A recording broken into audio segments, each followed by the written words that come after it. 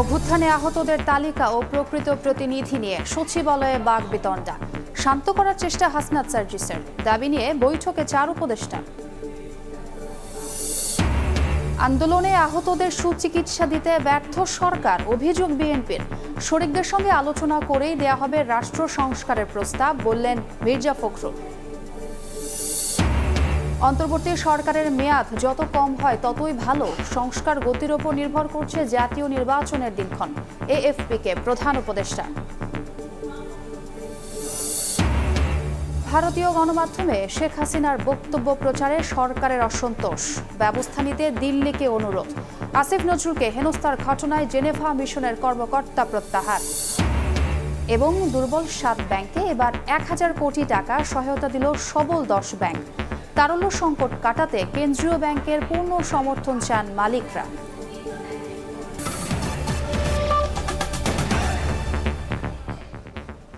সময় সংবাদের সঙ্গে আছি আমি ছোয়া খন্দকার। সুচিকিৎসা, যথাযথ পুনর্বাসন সহ বিভিন্ন দাবি নিয়ে সচিবালয়ে উপদেষ্টাদের সঙ্গে আলোচনা করতে এসে নিজেরাই বাকবিতণ্ডায় জড়িয়ে পড়লেন ছাত্র জনতার গণ অভ্যুত্থানে আহতরা। দুপুরে আন্দোলনরত আহতদের 14 জনের প্রতিনিধি দল সচিবালয়ের স্বাস্থ্য মন্ত্রণালয়ে আসেন, কিন্তু 2 ঘন্টা অপেক্ষার পরেও উপদেষ্টাদের সঙ্গে বৈঠক শুরু না হওয়ায় ক্ষুব্ধ হন তারা। আন্দোলনরতদের প্রতিনিধির পাশাপাশি সচিবালয়ে জড়ো হন শতাধিক আহত ব্যক্তি। প্রকৃত আহতদের তালিকা নিয়ে নিজেদের মধ্যে বাকবিতণ্ডায় জড়িয়ে পড়েন তারা। এমন অবস্থায় বৈষম্য বিরোধী ছাত্র আন্দোলনের আহ্বায়ক হাসনাত আবদুল্লাহ সবাইকে শান্ত থাকার আহ্বান জানান। প্রকৃত আহতদের তালিকা এবং আহতদের মধ্যে থাকা প্রতিনিধিদের তালিকা জানতে চান তিনি। পরে বিকেল 4:30টায় উপদেষ্টাদের সঙ্গে আহতদের বৈঠক শুরু হয়। এই সরকারের যে দীর্ঘমেয়াদী আহতদের সাথে করছে, এটা কোনোভাবে মেনে নেওয়া হবে না। এটা এক ধরনের হঠকারী। আহতদের সাথে আহতরা এখন মিটিং করতে আসছে মন্ত্রণালয়ে, এটা এক ধরনের, আমাদের এটা লজ্জা হওয়া উচিত। এই মুহূর্তে সচিবালয়ে আছেন রিপোর্টার প্রসূন আশিস। এ বিষয়ে বিস্তারিত জানতে সরাসরি যাচ্ছি তার কাছে। দেখুন, ছাত্র জনতার গণ অভ্যুত্থানে যারা আহত হয়েছেন, যারা এখনও চিকিৎসারত আছেন, তাদের সঠিক চিকিৎসা এবং পুনর্বাসনের দাবিসহ বিভিন্ন দাবিতে যে বৈঠকটি আজ বেলা 2টার সময় শুরু হওয়ার কথা ছিল উপদেষ্টাদের সঙ্গে, সেই বৈঠকটি অবশেষে বিকেল 4:30টায় শুরু হয়েছে। আমি যদি একটু বিস্তারিত বলি, অর্থাৎ গতকাল ঠিক বুধবার সকাল 11টার সময় স্বাস্থ্য উপদেষ্টা আহতদের দেখতে যান। তারই প্রেক্ষিতে একটি অনাকাঙ্ক্ষিত ঘটনা ঘটে এবং তারপরই বেলা 1টা থেকে যারা পঙ্গু হাসপাতালে এবং চক্ষুবিজ্ঞান ইনস্টিটিউটে যারা চিকিৎসারত ছিলেন, ঠিক তারা রাস্তায় নেমে আসেন তাদের বিভিন্ন দাবির জন্য এবং তাদের সঠিক চিকিৎসার জন্য। চিকিৎসায় অবহেলা হচ্ছে সেই অভিযোগ এনে। ঠিক তারপরে তারা 14 ঘন্টা প্রায় আন্দোলন করে এবং গভীর রাতে সেখানে গিয়ে 4 জন উপদেষ্টা তাদেরকে শান্ত করেন এবং প্রতিশ্রুতি দেন। তারা ভুল স্বীকার করেন যে এতদিনেও তাদেরকে মূলত সঠিক চিকিৎসা দিতে না পারার জন্য সরকারের পক্ষ থেকে তারা ভুল স্বীকার করেন এবং আজকেই বেলা 2টায় তাদের সঙ্গে আলোচনার মধ্য দিয়ে তাদের একটি সমাধান করবেন এবং সঠিক চিকিৎসা দেওয়ার জন্য তারা ব্যবস্থা নেবেন, এই প্রতিশ্রুতি দেওয়া হয়। আজ ঠিক 2টার সময় একটি আহতদের একটি প্রতিনিধি দল, 14 সদস্যের একটি প্রতিনিধি দল সচিবালয়ে আসে, কিন্তু দীর্ঘ সময় অপেক্ষার পরও উপদেষ্টাদের সাথে বৈঠক শুরু না হয় তারা কিছুটা বিক্ষোভ দেখান। কিন্তু এরই মধ্যে আরেকটি ঘটনা ঘটে গেছে যে যখনই এই বৈঠকটি শুরু হবে তার আগেই দেখা গেছে যে যারা গতকাল আন্দোলন করেছে তাদের প্রতিনিধিদের পরিবর্তে মূলত অন্য অনেক আহতরাও এখানে জড়ো হয়েছে। প্রায় শতাধিক আহতরা এসছে। প্রশ্ন উঠেছিল যে এই আহতরা মূলত কারা। নিজেদের মধ্যে ঠিক এই নিয়ে একটি বাকবিতণ্ডা শুরু হয় এবং দীর্ঘ সময় যারা ছাত্র আন্দোলনে বা বৈষম্য বিরোধী আন্দোলনে যারা সমন্বয়ক ছিলেন তারা মূলত শান্ত করার চেষ্টা করেন এবং ঠিক নির্ধারিত সময়ের 2.5 ঘন্টা পরে 4 জন উপদেষ্টার সঙ্গে আহত প্রতিনিধিদের এবং যারা অন্য আহতরাও আজকে এসে উপস্থিত হয়েছেন সবার সঙ্গেই মূলত এখন বৈঠকটি চলছে। এই বৈঠকটিতে দাবি উঠেছে যে যেভাবেই হোক আহতদেরকে সুচিকিৎসা দিতে হবে এবং সর্বোচ্চ মানের চিকিৎসাটি নিশ্চিত করতে হবে, সেটি দেশে হোক বা বিদেশে হোক। পাশাপাশি তারা আরেকটি দাবি তুলেছেন যে তাদেরকে একটি কার্ড প্রদান করতে হবে, যেই কার্ডের মধ্য দিয়ে শহীদ যারা হয়েছেন এই আন্দোলনে এবং যারা আহত হয়েছেন তাদের পরিবারকে মাসিক ভাতা দিতে হবে। এর পাশাপাশি তাদেরকে থেকে আরও নানাভাবে পুনর্বাসনের একটি দাবি উঠেছে। পাশাপাশি আমরা যেটি শুনতে পেয়েছি, যদিও সাংবাদিকরা অপেক্ষা করছে এই সভাস্থলের বাহিরে, তারপর আমরা যেটি অন্ততপক্ষে বিভিন্ন উপায়ে জানতে পেরেছি, সেখানে যারা উপদেষ্টা রয়েছেন তারা নিশ্চিত করেছেন যে বাংলাদেশের সিএমএইচ সহ আরও যত আধুনিক হাসপাতাল রয়েছে সেখানে চিকিৎসা দেওয়া হবে, যারা গুরুতর রয়েছেন তাদেরকে বিদেশে চিকিৎসা দেওয়া হবে। এছাড়া তাদের যে দাবিগুলো রয়েছে, যে বিভিন্ন দফায় দাবি রয়েছে চিকিৎসকদের কাছে, যে তারা যে চিকিৎসাটি চান সার্বিক বিষয়ে তারা সহযোগিতা করবেন, এটি ইতিমধ্যেই উপদেষ্টারা নিশ্চিত করেছেন আহতদেরকে। তো বৈঠকটি এখনও চলছে, বৈঠকের পরে যে সমাধানটি আসে সেটি পাওয়ার সঙ্গে সঙ্গে আমরা জানানোর চেষ্টা করব। মূলত এই ছিল সচিবালয় থেকে আহতদের সঙ্গে উপদেষ্টাদের বৈঠকের সবশেষ তথ্য। সরাসরি যুক্ত হয়েছিলাম সচিবালয়ে। আন্দোলনে আহতদের সুচিকিৎসায় অন্তর্বর্তী সরকার ব্যর্থ হয়েছে বলে অভিযোগ করেছেন বিএনপি নেতারা। দেশ পরিচালনার দায়িত্ব পেলে আহতদের পুনর্বাসনের আশ্বাস দেন তারা। নতুন উপদেষ্টাদের গ্রহণযোগ্যতা নিয়েও প্রশ্ন তোলেন দলটির নেতারা। আলাদা অনুষ্ঠানে মির্জা ফখরুল বলেন, শরিকদের সঙ্গে আলোচনা করেই দেয়া হবে রাষ্ট্র সংস্কারের প্রস্তাব। বিএনপি ঘোষিত ৩১ দফা বিষয়ে সেমিনার গুলশানে। প্রায় ১.৫ বছর আগে রাষ্ট্র সংস্কারের যে প্রস্তাব দিয়েছিল বিএনপি তা আবারও তুলে ধরতে এ আয়োজন। এতে ভার্চুয়ালি অংশ নেন দলের ভারপ্রাপ্ত চেয়ারম্যান তারেক রহমান। অনুষ্ঠানে মহাসচিব মির্জা ফখরুল ইসলাম আলমগীর বলেন, জাতিকে এগিয়ে নেয়ার ভাবনা থেকেই রাষ্ট্র সংস্কারের প্রস্তাব দিচ্ছে বিএনপি, যা ৩১ দফার সঙ্গে মিলে যাবে। আমরা আশা করি যে আমাদের এই ৩১ দফা এটা সম্মিলিত, এটা শুধু বিএনপি দফা নয়, এটা আমরা সমস্ত রাজনৈতিক দলগুলো যারা আমরা যুগপৎ আন্দোলন করছিলাম, সেই যুগপৎ আন্দোলন সব দলগুলো একমত হয়েই আমরা আমাদের ৩১ দফা প্রণয়ন করেছিলাম। আমি বিশ্বাস করি যে আমাদের এই দফাগুলোর সঙ্গে নতুন যে সংস্কারের প্রস্তাবগুলো আসবে তার সঙ্গে অনেকগুলো মিলে যাবে। এর আগে বৃহস্পতিবার সকালে রাজধানীর পঙ্গু হাসপাতালে আহতদের আর্থিক সহায়তা পৌঁছে দিতে যায় বিএনপির একটি প্রতিনিধি দল। এ সময় স্থায়ী কমিটির সদস্য সালাউদ্দিন আহমেদ বলেন, দেশ পরিচালনার দায়িত্ব পেলে আহত সকলের পুনর্বাসন করবে বিএনপি। অতি শীঘ্র সরকারের কাছে আহ্বান জানায় তাদেরকে যেন বিদেশে প্রেরণ করা হয়।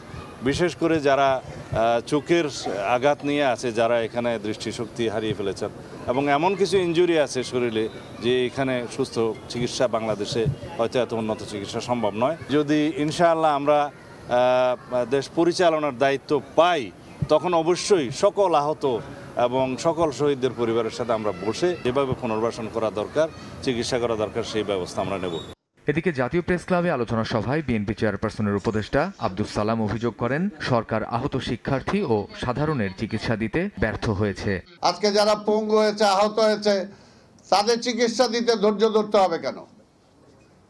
এটা তো একদম ফার্স্ট প্রায়োরিটি হবে আপনার, সেটাও তো আপনি কার্যকর করতে পারছেন না। কোন সিদ্ধান্তটা আগে দরকার, কোন সিদ্ধান্তটা পরে দরকার, অবশ্যই যাতে রাজনৈতিক দলগুলোর সাথে আলোচনা করেই নেওয়া হয়। তাদের এককভাবে ইচ্ছা হলে একটা করে ফেললাম, এটার জন্য এই দেশের মানুষ রক্ত দেয় নাই। সরকারকে দ্রুত সময়ে নির্বাচন উপযোগী পরিবেশ তৈরি করার দাবি জানান বক্তারা।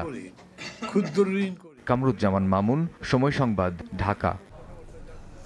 অন্য প্রসঙ্গ, অন্তর্বর্তী সরকারের মেয়াদ যত কম হয় ততই ভালো মন্তব্য করে প্রধান উপদেষ্টা ডক্টর মোহাম্মদ ইউনূস বলেছেন, রাষ্ট্র সংস্কারের গতির ওপর নির্ভর করছে জাতীয় নির্বাচন।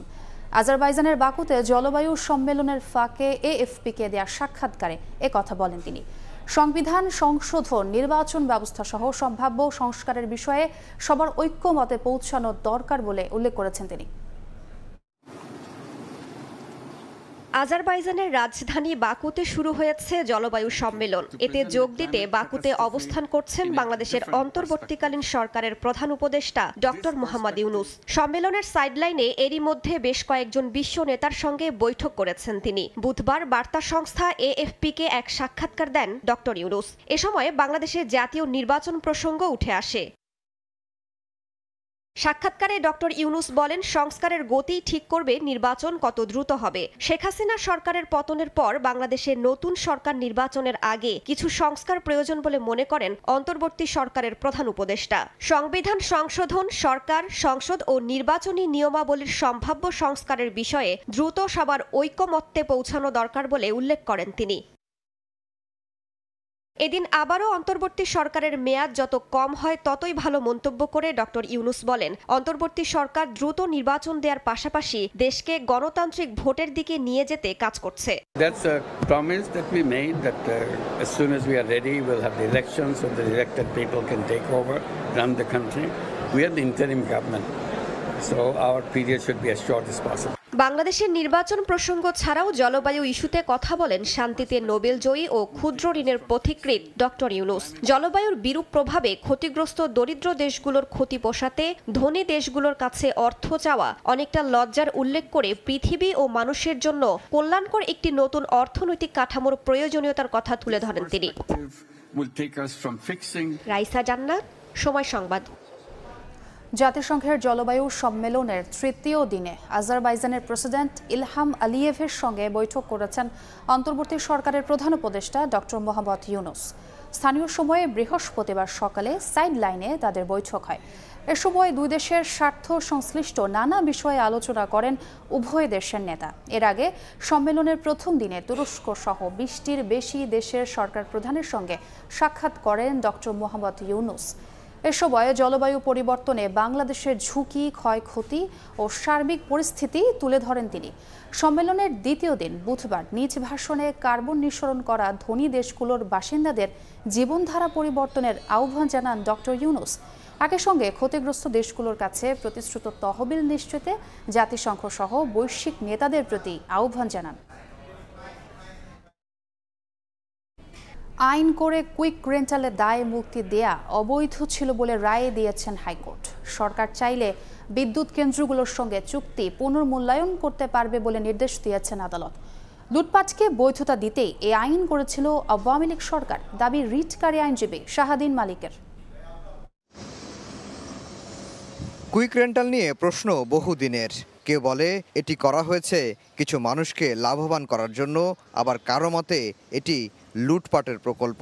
সিপিডির গবেষণা বলছে গত 15 বছরে এই বিদ্যুৎ কেন্দ্রগুলোতে 9-6 হয়েছে 1,05,000 কোটি টাকা। অথচ এই নিয়ে কোনো প্রশ্ন তোলা যাবে না এমন আইন করে আওয়ামী লীগ সরকার। 5 আগস্ট শেখ হাসিনা পালিয়ে যাওয়ার পর কুইক রেন্টালের দায়মুক্তির বৈধতা চ্যালেঞ্জ করে রিট হয়। বৃহস্পতিবার দেয়া রায়ে হাইকোর্ট বলেন, দায়মুক্তি দেয়া এবং ক্রয় সংক্রান্ত বিষয়ে মন্ত্রীকে একক ক্ষমতা দেয়া সংবিধান পরিপন্থী। আদালত এই 6(2)কে অসাংবিধানিক ঘোষণা করেছেন। এই যে এটা কোনো আনলিমিটেড অসীম ক্ষমতা এক ব্যক্তিকে দেওয়া হয়েছে, এইটা একটা প্রজাতন্ত্রে হতে পারে না। শাহাদিন মালিক আরও বলেন, লুটপাটকে বৈধতা দিতেই এই আইনটি করেছিল আওয়ামী লীগ। সরকার চাইলে ভাড়াভিত্তিক কুইক রেন্টাল বিদ্যুৎ চুক্তিগুলো পুনর্বিবেচনা করতে পারবে। সরকারের মালিকানাধীন বিদ্যুৎ কেন্দ্রগুলি যাতে পূর্ণ উৎপাদনে যায়, বিদ্যুৎ উৎপাদন বাড়ে, ওইসব বিদ্যুৎ কেন্দ্র যাতে আরও পূর্ণ উৎপাদনে নিয়ে যেতে পারে, সেই জন্য সরকারকে পদক্ষেপ নিতে বলছে। সারা বছর বসিয়ে রেখে ক্যাপাসিটি চার্জের মাধ্যমে প্রতি বছর হাজার হাজার কোটি টাকা দেওয়া হতো কুইক রেন্টাল বিদ্যুৎ কেন্দ্রগুলোকে, যার অধিকাংশই পাচার হতো বলে এক গবেষণায় উঠে আসে। আফজাল হোসেন, সময় সংবাদ, ঢাকা। সেমিনারে ভার্চুয়ালি যুক্ত হয়ে বক্তব্য রাখছেন এক রহমান। সরাসরি চলে যাচ্ছে সেখানে।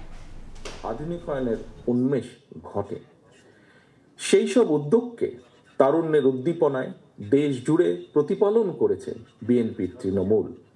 ফলে আপনারা দেখেছেন অতীতের মতোই কিভাবে বিএনপির নেতাকর্মী সাংগঠনিক শক্তি ও সাহায্য নিয়ে জনগণের পাশে দাঁড়িয়েছে।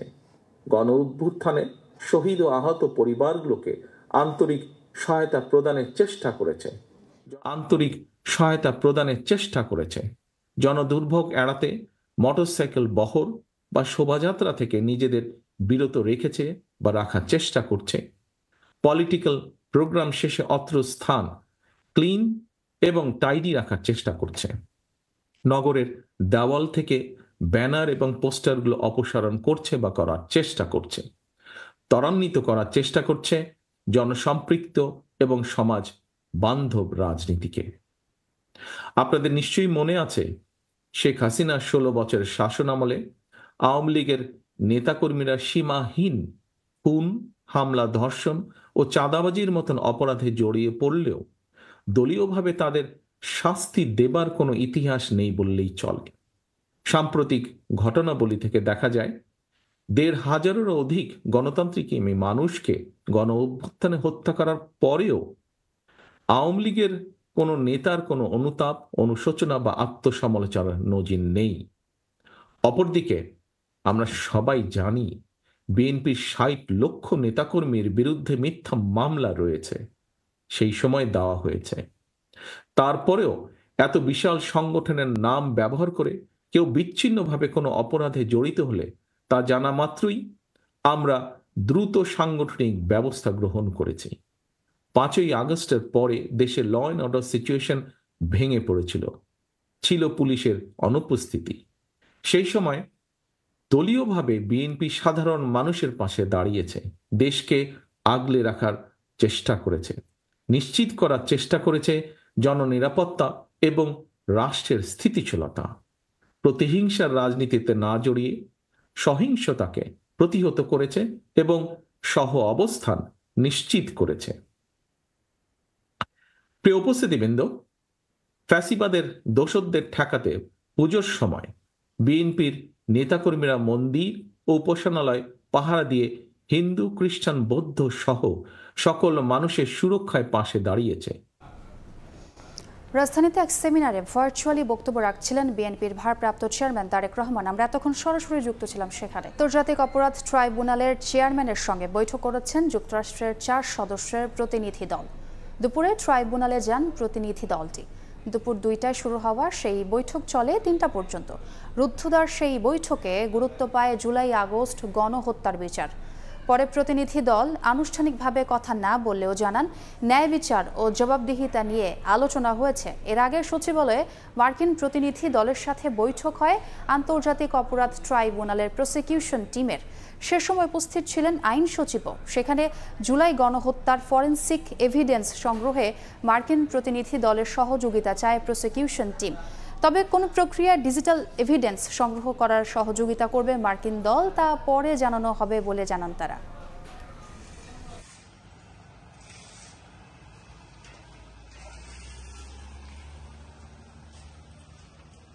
রোববার থেকে শুরু হচ্ছে সরকারিভাবে আমন ধান সংগ্রহ কার্যক্রম। চলতি বছর ৫.৫ লাখ টন চাল, ৩.৫ লাখ টন ধান এবং ১ লাখ টন আতপ চাল সংগ্রহের লক্ষ্যমাত্রা নির্ধারণ করেছে খাদ্য অধিদপ্তর। দুপুরে খাদ্য অধিদপ্তরে বার্ষিক সমন্বয় সভা শেষে এ তথ্য জানান খাদ্য উপদেষ্টা আলী ইমাম মজুমদার।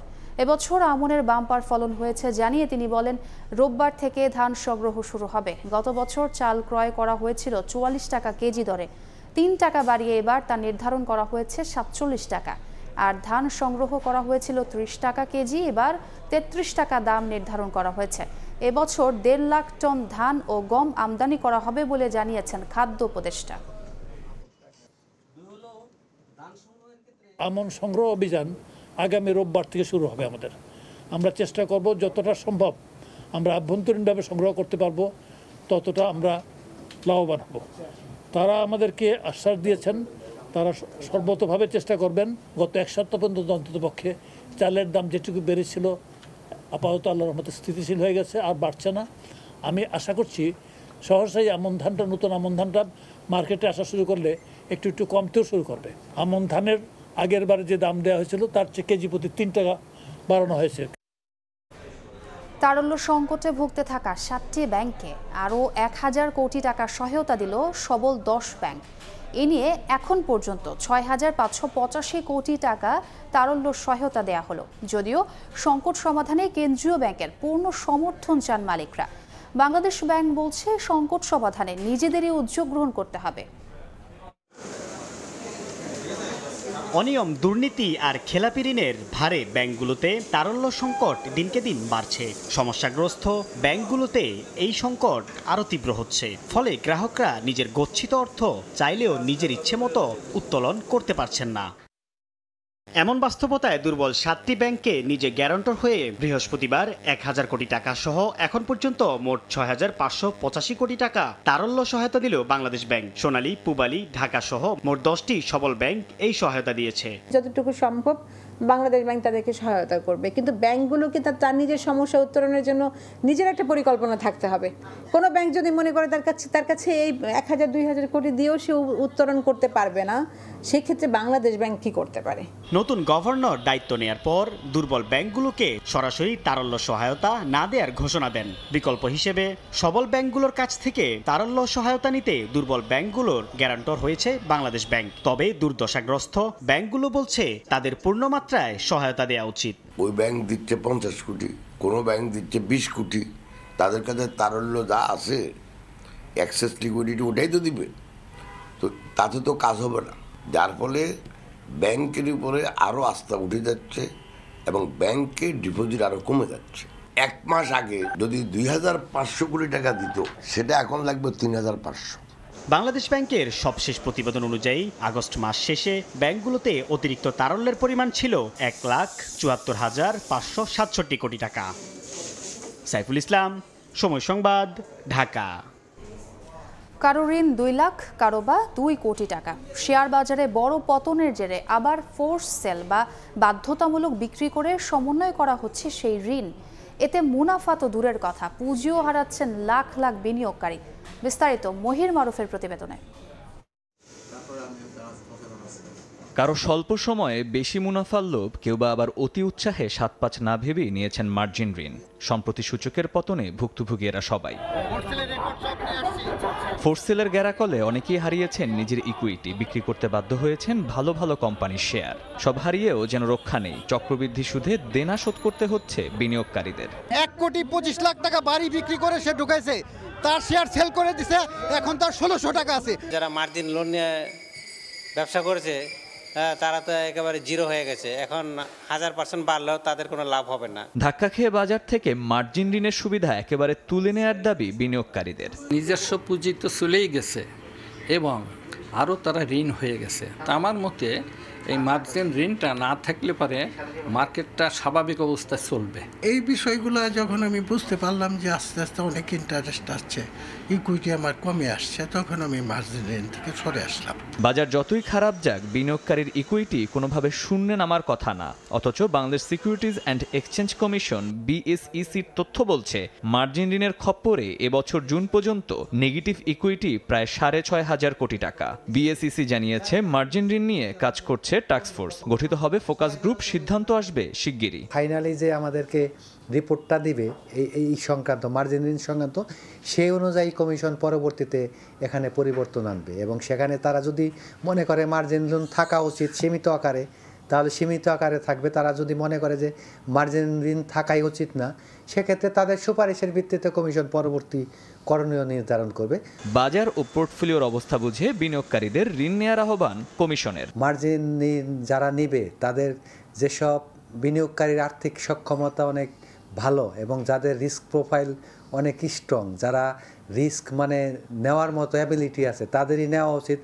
সকল ধরনের বিনিয়োগকারীর জন্য মার্জিন ঋণটা এটা নেওয়া উচিত না। ঋণদাতারা বলছেন, বাজার যতই টালমাটাল হোক, সাধারণ বিনিয়োগকারীদের দেউলিয়া হওয়ার সম্ভাবনা নেই। বিপদে পড়বেন মার্জিন ঋণ গ্রহীতারা। মার্কেট যদি ফল করে, সেক্ষেত্রে তার এই যে অতি উৎসাহ হয়ে যে সে মার্জিন লোনটা ইউজ করলো, সেক্ষেত্রে সে নাও পেতে পারে। প্রতিষ্ঠান তো আর লস দিবে না, সেক্ষেত্রে আপনার তখন ফোর্সেল হয়ে যাচ্ছে।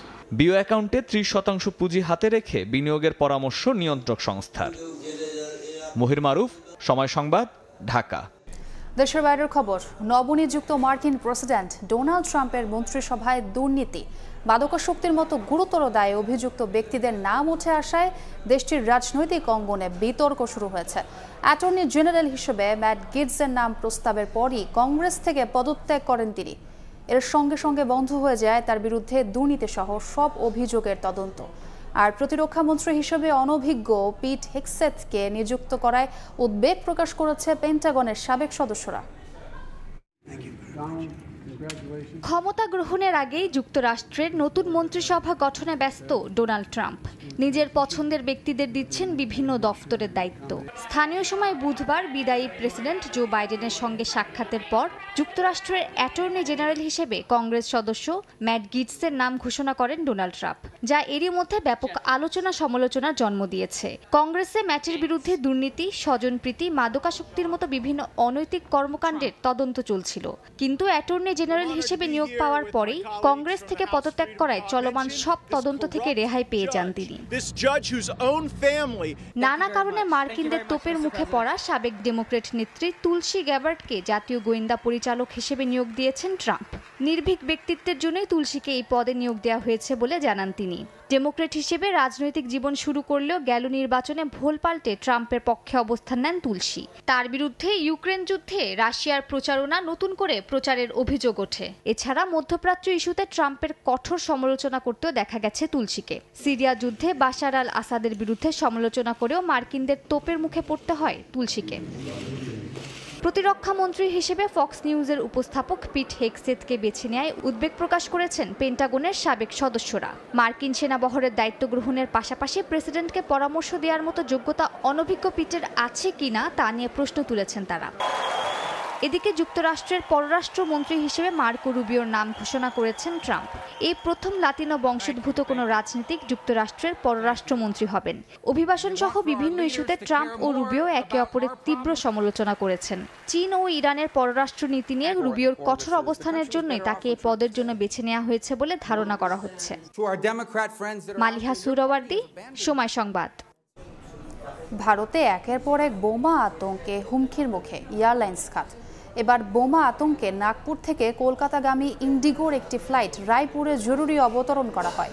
যাত্রীদের নামিয়ে তল্লাশি চালায় কর্তৃপক্ষ, তবে কোনো বিস্ফোরক পদার্থ পাওয়া যায়নি। ভারতে আকাশপথে বোমা আতঙ্ক যেন নিত্যদিনের ঘটনা হয়ে দাঁড়িয়েছে। স্থানীয় সময় বৃহস্পতিবার ইন্ডিগোর একটি ফ্লাইটে বোমা আতঙ্ক দেখা দেয়। মহারাষ্ট্রের নাগপুর থেকে পশ্চিমবঙ্গের কলকাতায় যাওয়ার সময় বোমার আতঙ্ক ছড়ায়। বার্তা সংস্থা পিটিআই এর বরাত দিয়ে এক প্রতিবেদনে এ তথ্য জানিয়েছে দ্য হিন্দু। প্রতিবেদনে বলা হয় 187 জন যাত্রী ও 6 ক্রুবাহী ফ্লাইটে বোমা হামলার হুমকির পর ছত্তিশগড়ের রায়পুর বিমানবন্দরে জরুরি অবস্থান করে। পরীক্ষা নিরীক্ষার জন্য উড়োজাহাজটি তাৎক্ষণিকভাবে নিরাপদ স্থানে নেওয়া হয়। কারিগরি কর্মীদের পাশাপাশি বোম স্কোয়াডের সদস্যরা পর্যবেক্ষণ শুরু করেন। যাত্রীদের নামিয়েও চালানো হয় তল্লাশি। পরে যদিও কোনো ধরনের বিস্ফোরক পদার্থ পায়নি সংশ্লিষ্টরা। কর্তৃপক্ষ জানায় নিরাপত্তার স্বার্থে তল্লাশি অব্যাহত রেখেছেন বিমানবন্দরের নিরাপত্তা রক্ষী এবং বম স্কোয়াডের কর্মীরা। সত্যি উড়োজাহাজের ভেতর বিস্ফোরক আছে কিনা তা খতিয়ে দেখা হচ্ছে বলে জানায় রায়পুর পুলিশ। গেল মাস থেকে প্রায় 100টি উড়োজাহাজে বোমা থাকার হুমকি এলেও হামলা হয়নি একবারও, কিন্তু বাধ্য হয়ে অন্যত্র সরিয়ে নিতে হয় ফ্লাইট, জোরদার করা হয় নিরাপত্তা। তবে হুমকিদাতাদের এখনো হদিস পায়নি ভারতীয় গোয়েন্দারা। মৌসুমীর সাথী, সময় সংবাদ। বিশ্বকাপ বাছাই পর্বের খবর। পয়েন্ট টেবিলে এগিয়ে যাওয়ার লক্ষ্য নিয়ে রাতে ভেনেজুয়েলার মুখোমুখি হবে 5 বারের বিশ্ব চ্যাম্পিয়ন ব্রাজিল। রদ্রিগো ও এদার মিলিতাওকে ছাড়াই নভেম্বর উইন্ডোর 2 ম্যাচ খেলতে হবে সেলেসাওদের। তারপরও নিজের দল নিয়ে আশাবাদী কোচ দরিভাল জুনিয়র। বাংলাদেশ সময় রাত 3টায় শুরু হবে ম্যাচ। বিশ্বকাপ বাছাইয়ে সবশেষ সেপ্টেম্বরে প্যারাগুয়ের কাছে 1-0 গোলে হারের পর দারুণভাবে ঘুরে দাঁড়িয়েছে ব্রাজিল। অক্টোবর উইন্ডোতে খেলা 2 ম্যাচেই চিলির বিপক্ষে 2-1 গোলে জয়ের পর পেরুকে 4-0 গোলে বিধ্বস্ত করেছে সেলেসাওরা। টানা তৃতীয় জয়ের খোঁজে ব্রাজিল। এ যাত্রায় সেলেসাওদের জন্য স্বস্তির খবর ভেনেজুয়েলার বিপক্ষে তাদের অতীত পরিসংখ্যান। শেষ 11 ম্যাচে তাদের বিপক্ষে অপরাজিত ব্রাজিল।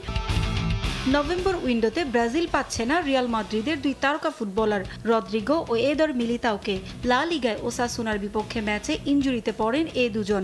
বছরের শেষ দিকে মাঠে ফেরার কথা রদ্রিগোর, তবে মিলিতাওয়ের জন্য দুঃসংবাদ। এসসিএল ইনজুরি লম্বা সময়ের জন্য ছিটকে দিয়েছে তাকে।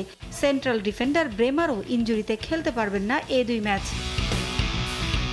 পেরুর বিপক্ষে ম্যাচে দাপুটে পারফরমেন্সের পুরস্কার স্বরূপ লিগ ওয়ানে খেলা ভেন্ডারসন ও আবনারকে ভেনেজুয়েলার বিপক্ষে ম্যাচের দলে রেখেছেন কোচ দরিভাল জুনিয়র।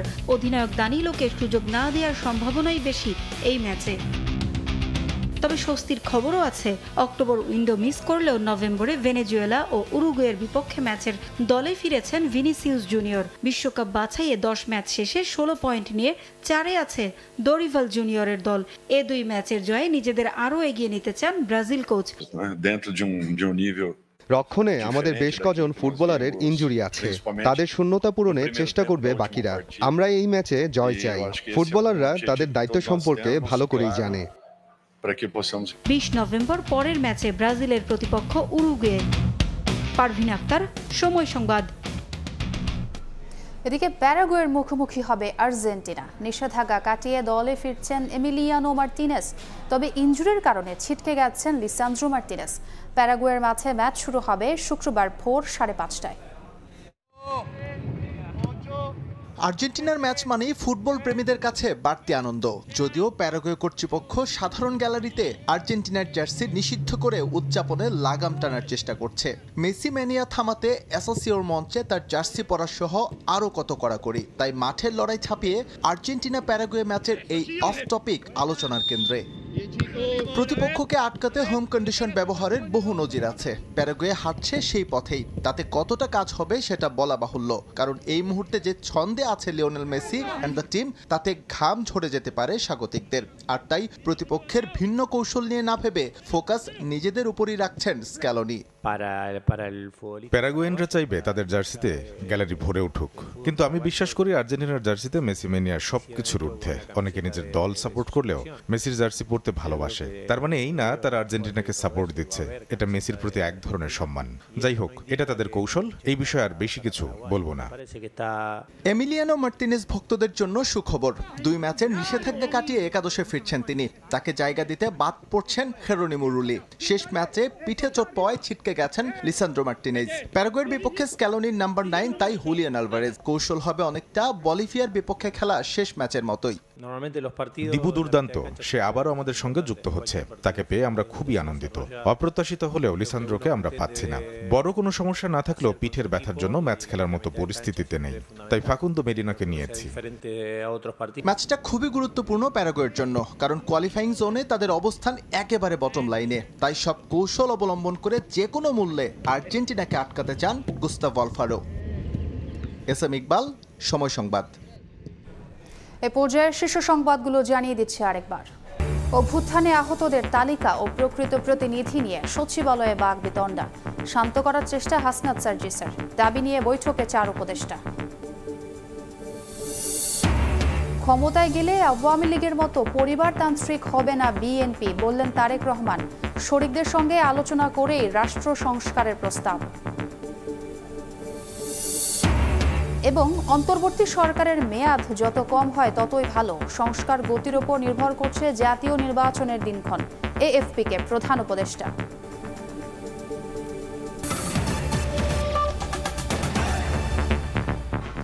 এই ছিল সময় সংবাদে। সঙ্গেই থাকুন সময়ের।